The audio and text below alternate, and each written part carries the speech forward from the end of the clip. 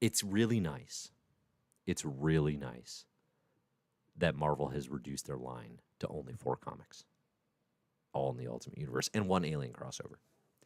And possibly Wolverine Revenge when that's all said and done and is a graphic novel. But, like, it's nice. It's nice. It leaves a lot more room for activities. It opens up my schedule.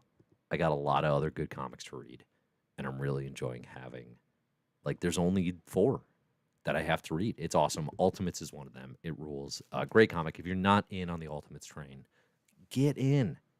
Get in. It's early. It's still early. Only 4 issues. Number 4 is special. It is the kind of comic, too, that it's like, hey, you know the bar for superhero comics? It could be a lot higher, right? Why are we only ever taking stylistic and formalistic chances? Not ever, right? It happens. But why is that pretty much only in creator owned? And I think we know the reason, right? But it's so nice to see it in Ultimates. Ultimates is not, Camp is not the first creator to do a story like that. Many comics have done that, including Ice Cream Man. Did a triptych. It's the only reason I even have a concept of what that word might mean. And Ice Cream Man is in the news today. It was in the news last week because my favorite ongoing comic since 2018. It's Ice Cream Man, Image Comics book, W. Maxwell Prince, Martin Morazzo, Chris O'Halloran. It is getting a movie adaptation, allegedly. Or at least it's whatever. There's writers attached and, these comics things, do they ever get brought to fruition? I don't know, but probably those creators are getting paid, right? It's gotten to a point where those creators are getting paid. Good for them. Very happy for that because Ice Cream Man, again, as I said, my favorite ongoing comic since 2018. But Image today released more Ice Cream Comics news, Ice Cream Man news, with a teaser, a little Image teaser of Grant Morrison. That's all they did. They did the font, the Ice Cream Man font, says Grant Morrison, and then a picture of ice cream behind the font. What does it mean? We don't know. We don't know yet, officially. The number 1 and number 2 assumptions for what that could mean. Number 1, Morrison's co-writing or guest writing an issue of Ice Cream Man, which would be cool as heck. Prince did, and Morazzo and team, they did an All-Star Superman riff. One of their issues of Ice Cream Man, it's actually the issue that came out right before I did my first ever comics creator interview, which was with W. Maxwell Prince, and we talked in depth about all the All-Star Superman references in that interview. This is back in 2020. So that's good. Let's see. Cerso says it means Dave Nip. That's fair. Morrison doing an Ice Cream Man thing is absolutely targeted. Like marketing could not be targeted more heavily to me specifically, which I do appreciate. I do appreciate being marketed to in a very, very direct manner. Like that ad, a Grant Morrison Ice Cream Man ad, that is staring me dead in the eyes. It is staring me dead in the eyes, and we are both vinegar stroking.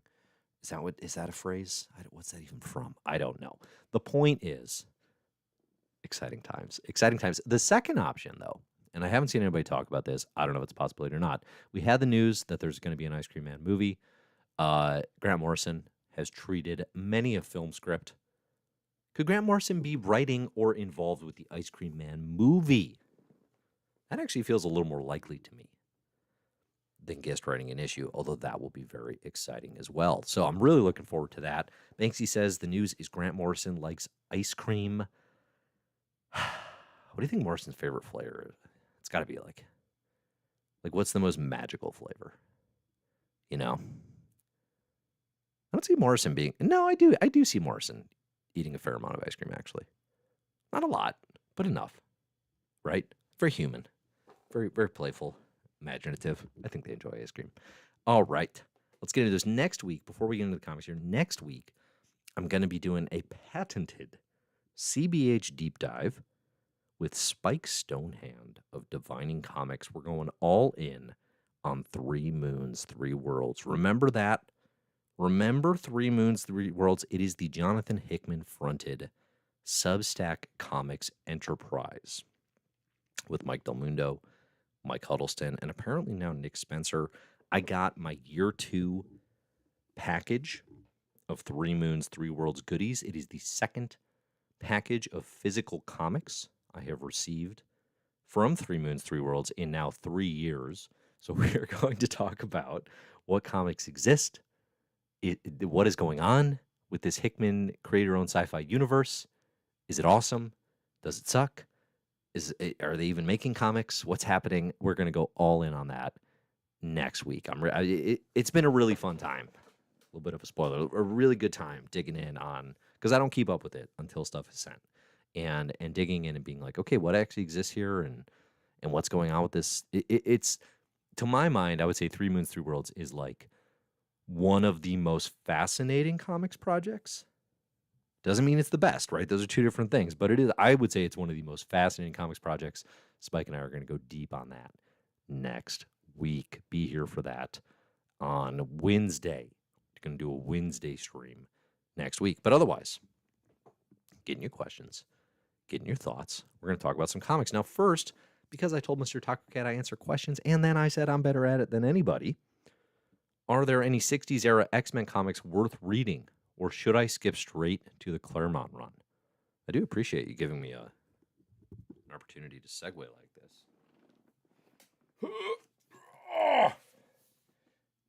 You want to talk 60s era X-Men? Look at this baby. I got to back up to get that on the screen. The first issue of X-Men. This is the Taschen edition. Right there, baby. Mega, oversized, 63 to 66 X-Men. This is the only way I will even consider reading 60s X-Men is in a volume that is genuinely heavy. Oh.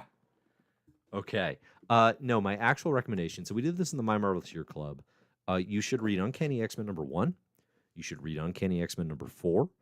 You should read number 3. Let me get a little blob in there. You should read Uncanny X-Men number 3, number 4. Then jump ahead to, I think it's 9.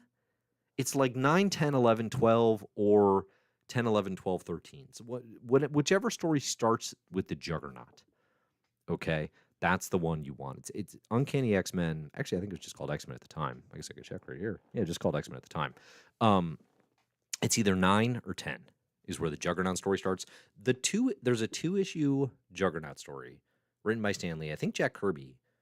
Is Kirby doing the art on that one, or is it Alex Toth? Somebody awesome. And it is one of my favorite 60s Marvel things. Nobody talks about original X-Men in favorite 60s stuff. You know, it's all Spider-Man, Doctor Strange, Fantastic Four for very good reasons. But that Juggernaut into the Sentinel sequence, that stuff rules. So read those. Check those out. Those are definitely worth it. There is then later in the decade, you get the Neil Adams era with, who is it? Everybody's favorite. Is it Denny O'Neil or is it Roy Thomas? I think it's Roy Thomas. Everybody's favorite guy right now. And Neil Adams, I don't know. Those issues aren't essential to me. There is some really cool art, including the debut of Sauron. If you're a huge Sauron fan or just want to see Neil Adams drawing a dope pterodactyl, man, that's worth it. All right. I think that's my 60s X-Men rec. And then, yeah, get into Giant Size X-Men and the Claremont and Co. run. All right. Let's see. Should we talk comics? Let's talk comics. Let's do it. You know, I didn't have a song ready to go today. I was thinking, I could do some Chappelle Roan. Could do Hottoto. No, that's not it. You know, so clearly ill-prepared, right? Didn't have the lyrics up. All of a sudden, I was watching some stuff, and all of a sudden I realized, it's 5:15. I got to go live. Didn't have the lyrics ready, so I had to just go off the cuff, do something off memory. Obviously, that means we're getting LFO. Obviously, that's where things are going from there.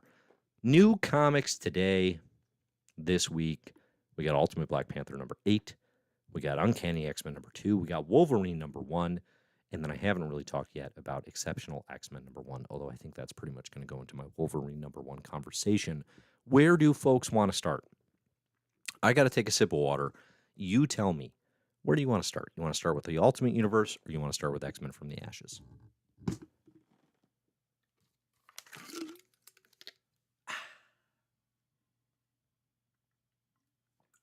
Oh, that's the good stuff.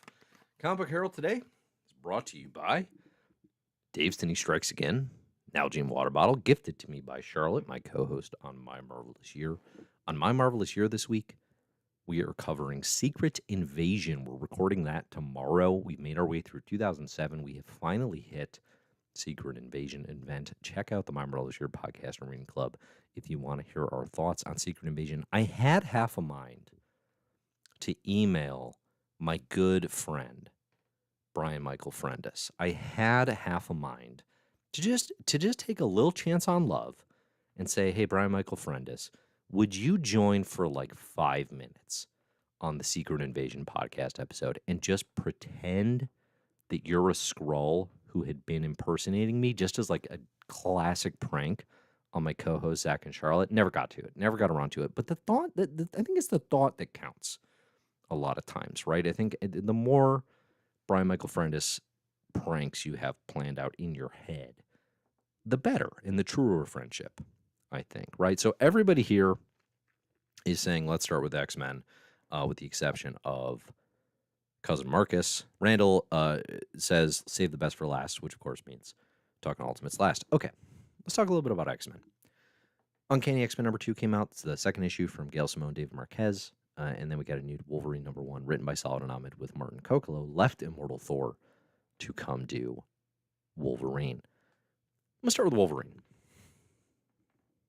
The nice thing about the new Wolverine #1 is it really makes me appreciate Wolverine Revenge. I like Wolverine Revenge a lot better having read Wolverine #1. And the reason for that is Wolverine Revenge is a specific creator vision. It's not trying new things with Wolverine, but it is an uninhabited world. It's a bit of an alt reality. It's out of continuity, changing things up, and it is saying, here is what this Wolverine story is going to be. It's going to let Greg, what do we decide? Capulo? I think it's Capulo. It's going to let him do what he does best, much like Wolverine. It's going to look awesome. When it comes together, it's going to be a nice hardcover graphic novel. Okay? Wolverine #1 from Ahmed and Kokolo, this issue really upset me. And upset me in the sense that I'm very irrationally upset about this comic, okay? Let me be clear. We're talking comics upset, not real. No tears were shed. I'm irrationally mad about Wolverine #1, okay? I think Ben Percy's Wolverine was a big winner yesterday. A big winner. Because compared to Ben Percy's Wolverine #1, this book has nothing to offer. I tried to be a voice of reason. I really did. I tried to be the voice of reason. I pride myself on that. The Tom Brevoort is coming for X-Men news broke, and I sat there and I said, well, don't assume the worst. Right? I said, don't assume the worst. Tom Brevoort's a long-tenured editor, a lot of great titles under his belt. Let's not all sit here and assume the worst. Except here's the thing. All the reasonable worst-case assumptions fans immediately made, and I said reasonable. Krakoa's going to die. We're going back to basics. The Lion's going to walk the middle in an effort to assuage the old heads who felt confused by Krakoa's progress. It's all true, right? All the reasonable worst-case assumptions that fans immediately made, all true. And then some in terms of vision and direction. The one thing I do think Brevoort gets a lot of credit for is there were a lot of assumptions that he'd be giving the X books to old staples in the Marvel bullpen, right? Everybody's like, oh, Dan Slott's getting a book. And creatively, that has not happened. The line is more diverse, well-rounded, and interesting than that by far. Murawa Ayadale on Storm is really cool. Announced today, Ashley Allen's getting a shot at a Magic ongoing. These are up-and-coming creators getting at bats in the X line. I do love that. I do love that. I do not love the kickoff to this Wolverine run. You could plant this at any point in Marvel history, and it would be just as boring. It is such a desperate attempt to say, here are the Wolverine things. Literally running with the wolves, being buds with Nightcrawler. having adamantium problems. It's just like all the back to basics hits in just the least interesting way. I had to go back. I had to go back and read Abbott, the 5-issue Boom series, 2018, from Saladin Ahmed and Sami Kivelä. And I had to go back and read that and be like, yeah, Saladin Ahmed's good. Like, like, like Black Bolt was awesome. And I'm like, was Black Bolt awesome, or do I just like Christian Ward? And then I had to go back and I had to read Abbott. And I was like, no, Saladin Ahmed's good. Has written some really nice comics. I like the Abbott trilogy now from Boom Studios. That's like journalist noir stuff set in 70s Detroit. But Marvel Saladin, for the last, I like Dragon a lot. That's Ahmed with Dave Acosta. That was one of my favorite comics of, if it wasn't last year, 2 years ago. Okay? There's good work out there. This is not an attack on a creator.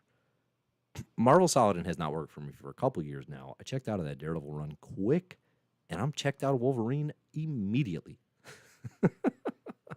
Zero interest. I do appreciate that the From the Ashes era is not hiding. It's very easy to make a decision on whether you're in or you're out in the From the Ashes era. Each book launches, and it is very clear on what its kind of mission is and just what the tone and tenor of it is going to be, right? And so far, the two that I'm genuinely excited about, Storm and Sentinels, have not come out yet. So there's still the two books that I have the highest hopes for that have not released a single issue yet.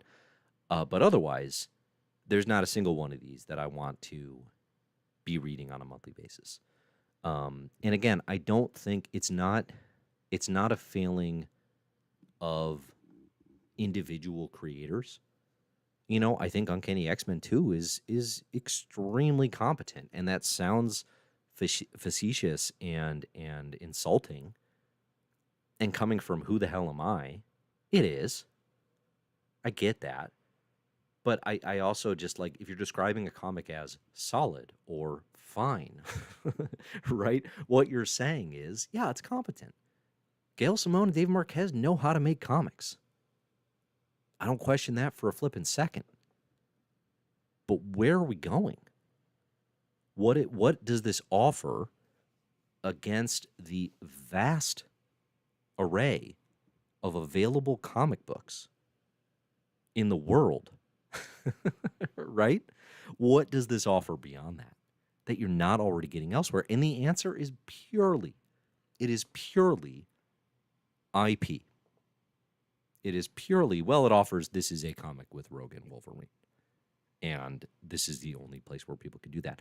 And if you're huge fans of those characters and you just want to see them and be with them, there you go. You got them. They're right there, just like they always are.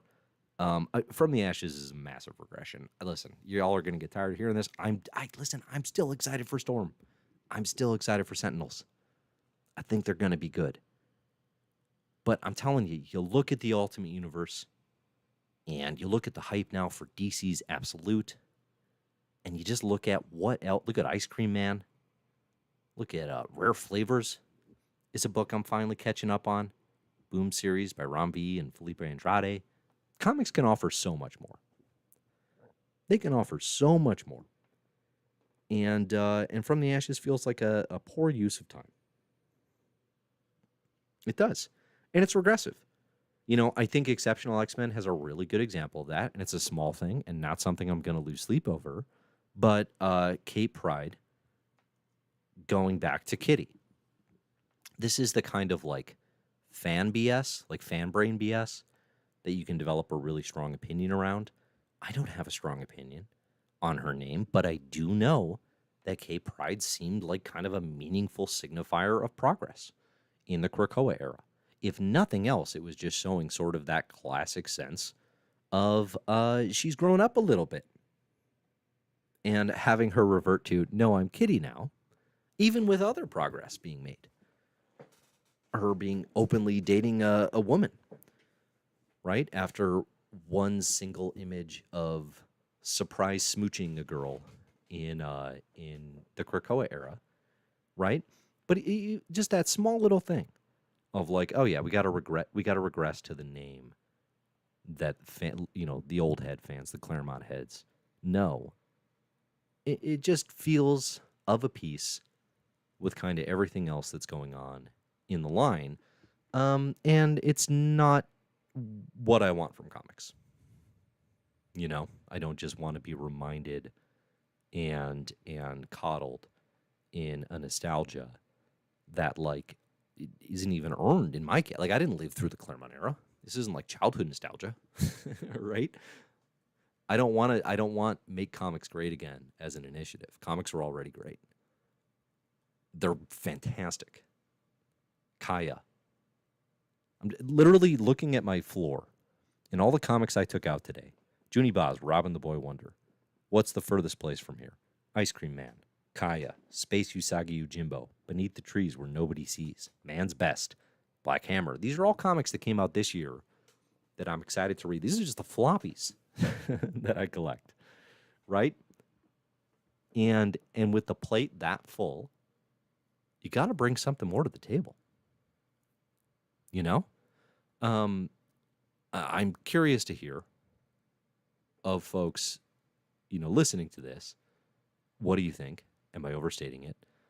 Again, I think there's different modes of fandom, and there's different segments of just life where it's like, I talked about this on My World this year a little bit recently, but during a time period when I was like the most obsessed with getting into Marvel Comics, I was reading an absolute boatload of Marvel Comics. Of course, that's what I do.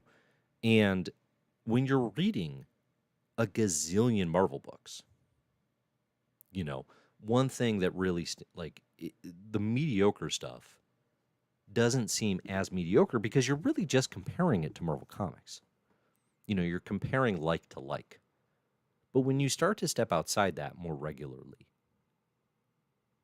it really stands out what is not holding its weight, if that makes sense.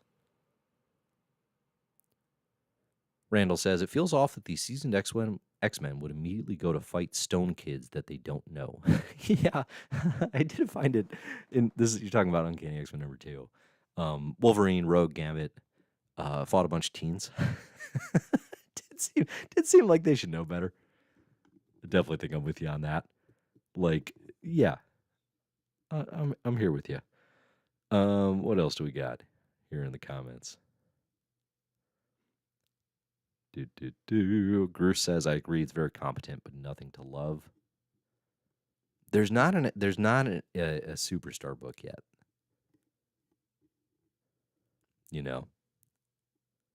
Banksy says, someone in the letters page of Uncanny said, please don't go back to let's have a random slate of 6 to 8 X books per month that each have individual storylines that more or less just recycle various character relationships and deal with mutant bigotry. Yeah, that's definitely where we are.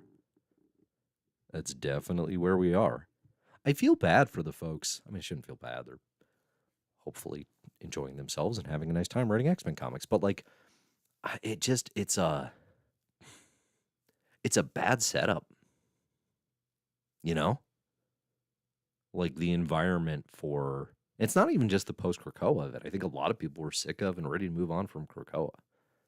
Like I would expect, if you're polling, 'tis the season to be polling, I think most readers would say ready to move on from Krakoa. I actually think that's a majority opinion. It's just kind of like, okay, but into what? And the answer is, well, nothing. just the barest of blank slates. Some of these will be perfectly enjoyable, but again, I'm excited for Storm and Sentinel. The rest, I will not be continuing with. I don't see a need to. It's definitely not for me. All right. Well, although speaking of, it's like 2 weeks from now, we are going to do a more thorough From the Ashes deep dive. I'm going to do it with Anna Prepard and Adam Rack. Anna is a comic scholar, has written amazing stuff for Comic Book Herald, Comics XF, other places, I'm sure. I think does the Sequential Scholars. and then Adam Reck does the what is it, Battle of the Atom podcast with Comics XF community. So I'll have some X heads on, some experts to talk through kind of where things are. Hopefully they'll be a little more, articulate than I'm capable of being. And we'll just kind of talk about the big picture. Like, what does this mean for X-Men? Where can it go? What can it be? I mean, because my thinking on this is, part of what Wolverine made me think about too is like, and this isn't specific to Wolverine, number one, the new one. It's like, I don't give a hoot about 616 right now, like at all. And obviously that's been developing throughout this year. As I really have been saying, the Ultimate Universe is the place to be. I think those are the good comics, and that's the place I want to pay attention to for kind of my Marvel fix this year. And 616, I don't know that there's been a point since I've started caring about comics that I've cared less about Earth 616 and kind of like the standard ongoing Marvel continuity. I think there are okay comics, and Kenji jumps in here in the chat and says, you're sleeping on 616 Fantastic Four again. Yeah, okay. No, I know that, like, that runs good. But it's not a universe driving thing. There's no like core vision. There's no like build to an event kind of thing of any significance really that's happening here. It was funny, I tweeted how all you need to read in Marvel right now is basically the Ultimate Universe and the Alien crossover. And all the kind of angry defenses, of which there were not many. But of the angry defenses, it was like, just like people listing like books that exist within 616. And it's like, I mean, I think the most common ones to rise to Fantastic Four comes up the most by far. The Ryan North run is good. It gets a pass. It can come over to the Ultimate Universe and be our new Fantastic Four book. Speaking of, so Ultimates 4, I mean, clearly setting up Doom is trying to recreate the Fantastic Four. I did a little bit of math. Always dangerous, but I did a little bit of math. The Fantastic Four movie in the MCU comes out, I think, in July 2025 or something like that. Or like maybe it's whatever. It comes out in 2025 at some point. And you could do a Fantastic Four, Ultimate Fantastic Four #1 drop 4 months before the Maker returns in the Ultimate Universe, if you aligned it with when the MCU Fantastic Four movie comes out. And obviously you have to do everything in fours if you're doing Fantastic Four related material. Who's going to be writing and drawing Ultimate Fantastic Four? Obviously Dennis Camp, a lead possibility. Probably going to have Doom involved. He's already writing some of the story here in Ultimates. That could be a possibility. Fan favorite pick for this was, of course, Jonathan Hickman, which is a horrible pick. That's a terrible pick. An individual who's already written Fantastic Four and clearly doing lots of other things. But I do think it's likely that one of the first new Ultimate Universe books will be Ultimate Fantastic Four. And I'm pretty excited about that now. After Ultimates 4. I think it'll be nice. Kenji says, still doesn't compare to what the Ultimate Universe is doing, but it's good stuff. Yeah, I mean, Fantastic Four is doing well in a vacuum. Again, it's like, that's very siloed. And like some folks are into Immortal Thor. I don't think it's actually a standout, but like, certainly I'm giving it the time of day. Moon Knight came up a lot. Although I think the Moon Knight crowd doesn't realize they peaked a couple of years ago. Like the McKay run peaked a while ago. And what was the other one that came up a lot? That's really it. I think those three are certainly the most common. Miles, the Cody Ziegler stuff. Miles Morales Spider-Man. Shouts to Cody Ziegler. Came for Kevin Feige. Remember that? I think that was earlier this year. In that interview, and he was like, yeah, Feige ordered the hit on Kamala Khan in Amazing Spider-Man. I'm paraphrasing. Wasn't that brazen. But like came for Feige in a way nobody does. And Marvel denied it, et cetera, et cetera. I was like, oh, they're gonna let him go for talking like that. Still out here writing an undeniable miles on Deadpool. Good for Cody Ziegler. You'll love to see it. You'd love to see it. Randall says Al Ewing seems obvious on Ultimate Fantastic Four. That would work. Everybody's been dying for an Al Fantastic Four since 2018. It's almost too obvious is like my only hang up with it. But then it's like, well, yeah, maybe it would just be awesome. Like sometimes it's a good thing to just have the best creators doing awesome stuff. Although honestly, listen, I've been an Al Ewing propaganda machine on here for a while. It blows my mind that the person I've said is like probably my favorite Marvel creator of the past, 5-6 years, is actively doing a Marvel event, and I don't care at all. Like Al's Venom War thing, whatever this is, could not care less. Like I could not be more checked out. And it's a volume thing. Like he writes 8 million issues, and kind of, the batting average could be so much better. I read the first issue of Venom War, checked right out. Randall says, dude, Venom War kind of sucks. I mean, that was my read after one issue. It's crazy that that's Al Ewing to me. Dude did Immortal Hulk and X-Men Red. What are you doing? Somebody help Al say no. Somebody. All right, where were we? That was bouncing on around a lot. Cousin Marcus says, how do you feel about PKJ's Incredible Hulk? I don't feel about it. That's another, read a couple. I'm good. And that's what I'm saying about 616. Like, I talked about we're doing Secret Invasion on my Merle this year. When I interviewed Brian Michael Bendis, he was saying that was the time period where everyone was the most in sync. Like editorial, writers, creative, artists, PR, like the whole Marvel machine was the most in sync. And you feel that in the Secret Invasion comics. It's not the best event, right? But like you feel this sense of cohesion that is always kind of fake, but selling it is kind of what having this big, giant shared universe is all about. And the CB Skabluski administration, they are not selling a shared universe at all. There is zero cohesion, especially post-Krakoa, because Krakoa kind of accidentally saved them in that front. They didn't have any, but then Krakoa was so good and such a good idea that it was like, all right, we can Judgment Day our way through this. We can, kind of have the universe come together through the X-Men and through Krakoa.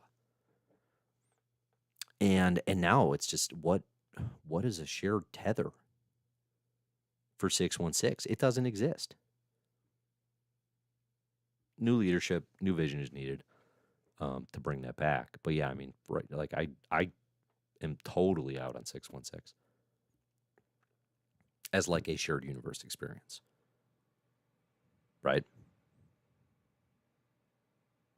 Randall points out Al Ewing is going to be doing a new Venom #1 after Venom War. I think it's Luke Cage is Venom, or like it's teased that like it's it's going to be somebody new. Okay, Al. It's so weird. He's going to have this like giant Venom omnibus. Speaking of Venom, Venom 3, The Last Dance trailer came out today. I guess the reveal, I thought this was already out there, but maybe it was just speculation. The reveal was Null is coming. Null, that guy, always coming. Donny Cates and Ryan Stegman, Null's creators, in their very good Venom run, which started in 2018, both came out and shared that they did not know Null would be in the film. And maybe they've been compensated, maybe not, but it seems more likely not. It's bonkers that we talk about the ills of comics creators getting credit and getting, financially compensated. But it's bonkers that, you can watch it happen in real time. And I don't know that, obviously, we don't know the details at this point. But like a character created in 2018. This is not Jack Kirby in 1963. Okay? This is a character created in 2018 who has already been featured more or less in the giant Spider-Man video game and now a feature film from Sony. And it's like, are Cates and Stegman really going to get cut out of that? They should get a cut out of that. You know? I really want to know, just for like the benefit of other creators, like, what is Jonathan Hickman's Marvel deal? You know? Because surely, after he left Marvel and then came back, surely he was savvy enough to be like, if I do awesome stuff, you're going to compensate me. You know? And it's like, what are the specifics of that deal that he came back for and seemed satisfied with? And how do you get some of those baselines moved over to other creators? I don't know if this is a real thing or if I'm just projecting what I think it should be. But yeah. Get Cates and Stegman what's theirs if you're going to put it all in the movie. All right. Where were we? Oh, yeah. We're talking about Wolverine. Oh, comic. That really bummed me out. Really bummed me out. Uncanny X-Men's fine, by the way. It's a fine comic. I hold it. I have no ill will. A comic that is more interesting to me, by far. Ultimate Black Panther #8. The biggest problem Black Panther has... Actually, let's start with the positives. This book has very interesting ideas through 8 issues. Spoilers. This one ends with Killmonger and Storm hunting the Sorcerer Supreme. That's cool as hell. Like, in any context, in any universe, that's awesome. Ultimate Black Panther is doing the most outside of Ultimates with big picture Ultimate Universe world building. We're going to be asking, who is this universe's Sorcerer Supreme? We've got an actual Moon Knight versus Black Panther war going down in Africa and Wakanda. Hill is doing, and Cassaday are doing some really interesting things, reshaping vibranium, turning it into kind of like a living alien thing, almost Mjolnir-esque in its relationship with Black Panther, right? These are all cool things.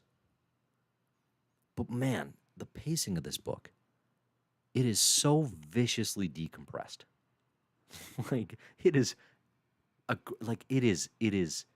in your face with how decompressed it is. You can read an issue of Black Panther in the time it takes me to finish this sentence.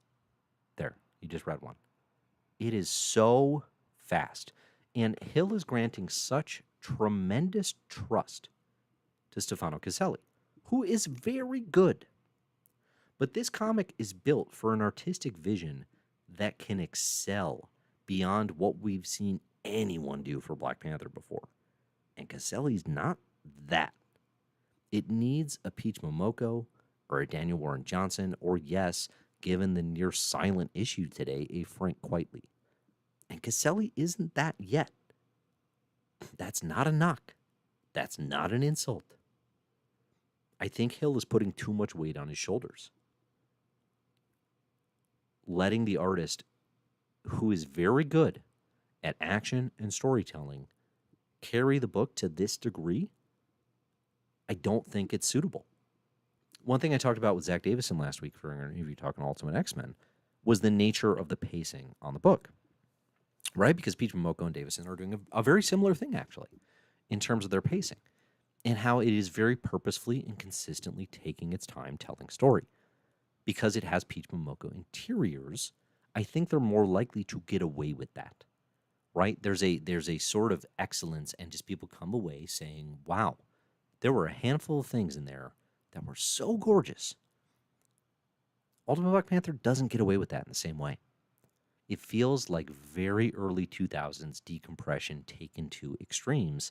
And I think the challenge that I suspect a lot of readers are feeling, especially in floppies, is it feels like very bad value for otherwise solid comics. You know, the thing that I said about it is Marvel Unlimited binges are going to do Ultimate Black Panther a huge favor. When folks who are just already pot committed financially to their unlimited subscriptions get to just read these all at once, it's going to go down well. It's asking interesting questions. It's doing interesting things. But if you're out here spending, $5 once a month for a book that you just finished reading in the time it took me to finish the sentence, that feels like a ripoff. It does. So this one is going to do so much better when the trades are out and when you're doing your unlimited binges. But right now, it really sticks out like a sore thumb in the rest of the Ultimate Universe line, which, like every other one of those books, has its clear selling point. In Ultimate Black Panther, it's a lot less clear, and it's not a good value. But I like the book. It's a weird thing, and like it's again like, who's the new Sorcerer Supreme going to be? I can see. I don't know if it's maybe it's in the data page. I haven't gone back and looked, but like it feels like Stephen Strange would be somebody the maker would take out, right, as part of his plan to like take out all the heroes. So then, who is it? Is it Wiccan? I feel like Brother Voodoo maybe feels most likely. Who else could we have? Obviously, Dr. Druid, a lead suspect. Okay, that doesn't feel very likely. My lead candidate would be Brother Voodoo, but open to thoughts. Who do you think it could be? Let's see.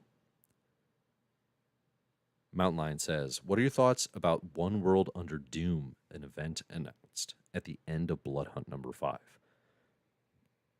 Listen, y'all know me. Still the same old G. Love me some Doom. Even I can sit here and I can talk to you for an hour about how I'm out on 616 and I don't feel any vision. And then they say an event is going to be a Doom event, and I'm back, baby. I'm immediately back in. Yeah, I'm immediately interested. You say you're going to do a proper Doctor Doom event? I'm showing up. I'm showing up an hour early. I'm camping outside. Okay? I'm going to be here for that. But the stakes are high. The expectations are high. It's got to be great. You throw me a Doom event and you crap the bed? I'm going to be unhappy. That's my threat. I'm going to be really unhappy. I'm going to go to bed at night. My wife's going to be like, why are you so gloomy? Why are you so glum? Such a sad little sack. I'm going to say, they did a bad Doom event, honey. They blew it. And she'll roll her eyes and roll over. And so it goes. So it goes. I can't not be excited about a Doctor Doom event. Impossible. Randall says, you think Jed McKay can write Doom? I do. In fact, I know he can. Those Timeless issues got some Doom action. Kang and Doom. The short list of acceptable Doom writers in recent Marvel history. Brian Michael Bendis. Well, let's start with the GOAT. Number 1, Jonathan Hickman. Brian Michael Bendis. Al Ewing. Jed McKay. Chip Zdarsky. I think that's the short list. Kieran Gillen could have done it, but didn't have the need to. Nobody else has been given an appropriate opportunity. But yeah, McKay will be fine. All right. Getting your final questions, getting your final thoughts. I'm going to take a big sip of water. And then if we don't have a lot of questions, I'm going to go pick up some Portillo's in the Chicago-based podcast. Hey, how about them Bears? How about them Bears? That was a classic Bears W. Classic. Everything about it. Oh, love me Bears. Love me Bears. We are sponsored today by Big Water. Thank you to Big Water for filling up this Nalgene about a quarter of the way.